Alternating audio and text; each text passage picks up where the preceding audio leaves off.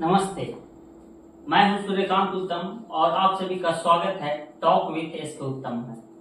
यहाँ आप सभी को ये बताया जाएगा कि हमारे बीच हम लोगों को जो बीमारी होती है उसका फर्स्ट एड कैसे किया जाएगा।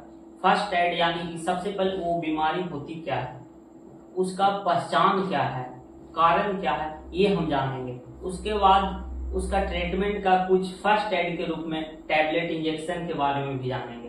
तो आइए, आज सबसे पहला टॉपिक है एंजिया पेक्टोरिस।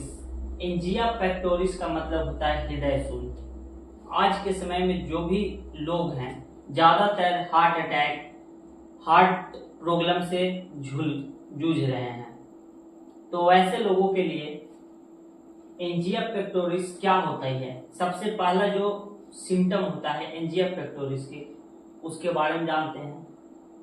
यह एक डायग्नोस्टिक सिम्टम है, यानी कि एंजिया पेक्टोरिस कोई खास बीमारी नहीं है। इसको हम सबसे पहले एक डायग्नोस कर सकते हैं उसके पहचान से।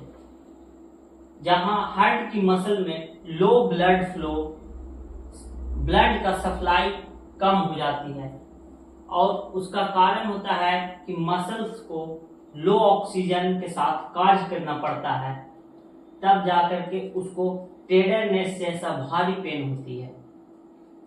अगर उसके कारण के बारे में जाने तो यह मुख्यतः आर्टेरियोस्क्लेरोसिस में होता है।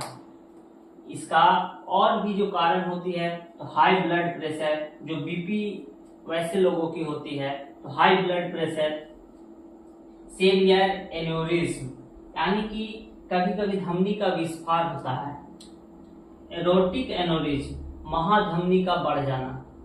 और उसके बाद जानेंगे, आइए इसका पहचान कैसे करेंगे। एंजिना पेक्टोरिस यानी कि हृदय शूल। हृदय शूल का मतलब होता है छाती में दर्द होना, समझ गए। एंजिना पेक्टोरिस के अगर लक्षण की बात किया जाए, उसके साइन पहचान क्या है, उसे पहचानेंगे कैसे कि एंजिना पेक्टोरिस इस आदमी को हो रही है।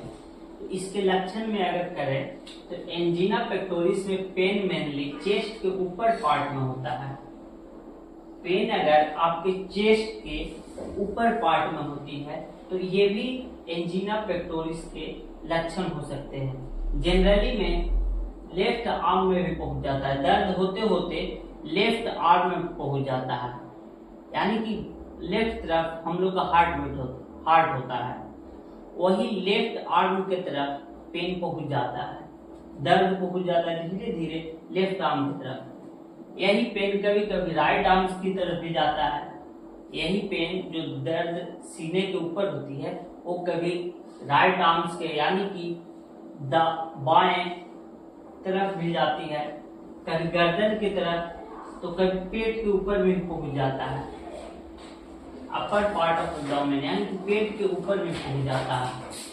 पेन लाइक टेंडरनेस होता है, यानी कि टेंडरनेस जैसा इसमें दर्द होता है। पेशेंट अगर ऊंचाई पर चढ़ता है, यानी पेशेंट जो भी मरीज है एंजिना पेक्टोरिस के, उससे हम लोग इससे भी जज कर सकते हैं कि अगर वो ऊंचाई पे चढ़ता है या सीढ़ियां चढ़ता है तब भी उसके चेस्ट में पेन होने लगता है, और वो जब आराम करता है तो पेन यानी कि जो दर्द होती है वो कम जाता है आराम करने से। लेफ्ट साइड चेस्ट पेन के साथ पेशेंट को स्वेटिंग होना, यानी कि लेफ्ट साइड हम लोग का हार्ट होता है, यानी कि हम लोग का हृदय लेफ्ट साइड होती है, तो लेफ्ट साइड छाती में दर्द होता है, उसके साथ साथ पसीना आता है पेशेंट को। तो इस लक्षण के साथ भी, ये जो लक्षण होते हैं इसके साथ, ये अगर आपके साथ ऐसा होता है या किसी मरीज के साथ ऐसा होता है तो हम लोग उन्हें एंजिना पेक्टोरिस के मरीज भी बोल सकते हैं। इसके आगे हम लोग इसके ट्रीटमेंट के बारे में जानेंगे। तो आइए, एंजिया पेक्टोरिस के अगर ट्रीटमेंट की बात किया जाए, अगर फर्स्ट एड की बात किया जाए, तो सबसे पहले उसका वाइटल चेक करेंगे क्या है। उसके साथ साथ वाइटल चेक करने के बाद हम लोग टैबलेट आइसोल्ट्रिल दे सकते हैं, यानी कि उसका टैबलेट का जो साल्ट नेम है आइसोसार्बाइड डाइनाइट्रेट 5 mg सबलिंगुअल दे, या फिर टैबलेट नाइट्रोग्लिसरीन ओरली दे सकते हैं सबलिंगुअल 0.5 mg में। अगर इतना देने के बाद भी अगर दर्द में आराम नहीं है तो फिर से हम लोग टैबलेट आइसोड्रिल को रिपीट कर सकते हैं। रिपीट करेंगे तो कुछ रिलीफ मिलेगी। अगर उसके बाद भी अगर पेन में रिलीफ नहीं होता है तो एक टैबलेट आती है इकोस्प्रिन। इकोस्प्रिन AB 150/20 एट्रोवार्ट्रिन एंड एस्प्रिन कैप्सूल ओरली दे सकते हैं।